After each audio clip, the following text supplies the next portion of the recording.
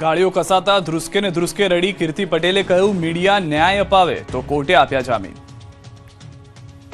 જે કીર્તિ પટેલ અઠવાડિયા પહેલા મીડિયા અને પોલીસ સામે ટણી કરી રહી હતી, પોલીસ અને મીડિયા સમક્ષ પાવર બતાવી કેમેરો તોડી નાખવાની અને પોલીસની વર્દી ઉતારી નાખવાની ધમકી આપી રહી હતી, તે જ કીર્તિ પટેલને પોલીસે પકડી રિમાન્ડ પૂર્ણ થતા કોર્ટમાં લઈ જતા બધી જ ટણી નીકળી ગઈ।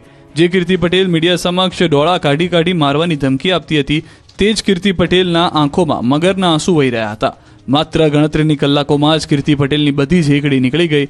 રડતા રડતા નાટક કરી કીર્તિ પટેલે કહ્યું કે મીડિયા હાજર રહે, મીડિયા હાજર રહીને યોગ્ય ન્યાય અપાવે, કેમ કે સોશિયલ મીડિયા પર સતત વિવાદોમાં રહેતી યુટ્યુબર કીર્તિ પટેલની જૂનાગઢ પોલીસ દ્વારા રાજસ્થાનના ઉદયપુરથી ધરપકડ કરવામાં આવી છે।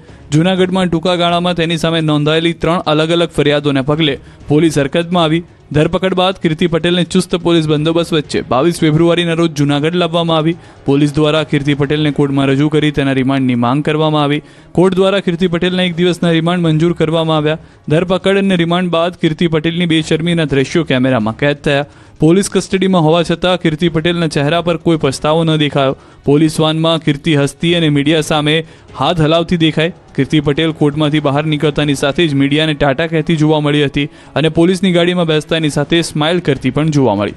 એટલું જ નહીં, પોલીસ વાનની અંદર કીર્તિ પટેલ તેની સાથે બેઠેલા પોલીસ કર્મીઓ સાથે પણ હસી મજાક કરતી હોય તેવા દ્રશ્યો કેમેરામાં કેદ થયા। પોલીસ કર્મીઓ પણ કીર્તિ સાથે હસતા જોવા મળતા પોલીસની ગંભીરતા સામે પણ સવાલો ઉઠી રહ્યા છે।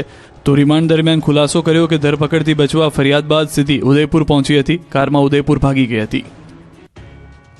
આ જે રડતા કીર્તિના દ્રશ્યો આપ જોઈ રહ્યા હતા તે કીર્તિ પટેલને જામીન મળ્યા છે। 20 લાખની ખંડણી કેસમાં કીર્તિના જામીન મંજૂર થઈ ગયા છે। રિમાન્ડ પૂર્ણ થતા કોર્ટમાં રજૂ કરાઈ હતી। કીર્તિ પટેલે જામીન માટે કરી હતી અરજી। જામીન અરજી પર કોર્ટમાં હાથ ધરાઈ હતી દલીલો બાદ કોર્ટે જામીન મંજૂર કર્યા છે। કાલે ભવનાથ પોલીસ સ્ટેશનમાં હાજર થવા ફરમાન છે। ભવનાથ પોલીસ સ્ટેશનના ગુનામાં કીર્તિને હાજર થવા ફરમાન છે। કુલ 3 કેસ હતા, તેમાંથી 1 કેસમાં જામીન મળ્યા છે। હજી 2 કેસની જે કાર્યવાહી છે તે બાકી છે।